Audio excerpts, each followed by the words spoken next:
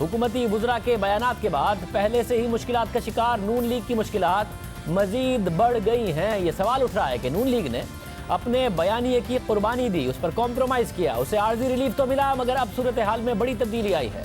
नून league को तंज का सामना है, नून लीग का वोटर और सपोर्टर नाराज है। साथ ही नून लीग में इख्तलाफात की खबरें भी सामने आ रही हैं। द न्यूज़ में आज उमर चीमा की खबर शाया हुई है, जिसके मुताबिक आर्मी चीफ की मुद्दत मुलाजमत में तौसी पर कानून साजी मुकम्मल होने के बाद हुकूमती इत्तेहाद में शामिल छोटी जमातों ने हुकूमत को धमकियां देना शुरू कर दी हैं। इस सूरत हाल में नून लीग ये तवक्को कर रही थी कि तरमीम के हक में गैर मशरूत हिमायत पर उन्हें कुछ ना कुछ मिलेगा, मगर साथ ही नून लीग में इख्तलाफात बढ़ गए हैं। कुछ पार्टी रहनुमा लंदन में होने वाली मीटिंग में हल्फ की खिलाफ वर्जी की वजह से मुश्किल में हैं और कुछ पार्टी रहनुमा तरमीम के मौके पर गैर हाजिर होने की वजह से तनकीद की जद में है। ख्वाजा आसिफ और शाहिद खकान अब्बासी में 30 साल पुरानी दोस्ती इस तनाज़े की नजर हो गई है। ख्वाजा आसिफ वो शख्स थे जिन्होंने नवाज शरीफ की नाअहली के बाद वजारत उज़्मा के लिए शाहिद खकान अब्बासी का नाम तजवीज़ किया था। शाहिद खकान अब्बासी वो शख्स हैं जिन्होंने ख्वाजा आसिफ के हालिया ताकतवर खिलाड़ियों से ताल्लुकात कायम कराए और फिर इन दोनों रहनुमाओं ने ताकतवर शख्सियत से कई बार मुलाकातें भी की।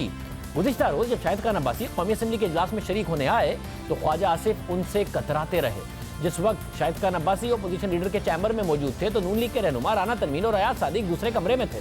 जब राना तनवीर और अयाज सादिक शाहिद खान अब्बासी के कमरे में दाखिल होने लगे तो शाहिद खान अब्बासी ने उन्हें वापस भेज दिया और कहा कि वो मिफ्ता इस्माइल और मुसद्दिक मलिक से अहम मुलाकात कर रहे हैं। ताल्लुकात में ये कशीदगी गैर मशरूत हिमायत के बाद शुरू हुई।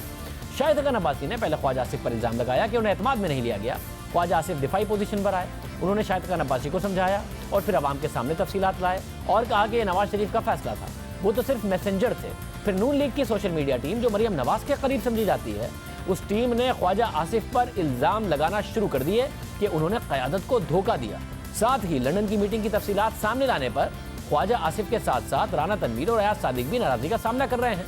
अयाज सादिक ने गैर रिवायती तौर पर पार्लिमानी पार्टी में जवाब देते हुए कहा कि मरियम नवाज को पैगाम भेजने वालों पर तनकीद करने के बजाय अपने वालिद से ख्वाजा आसिफ की बातों की सच्चाई पूछनी चाहिए।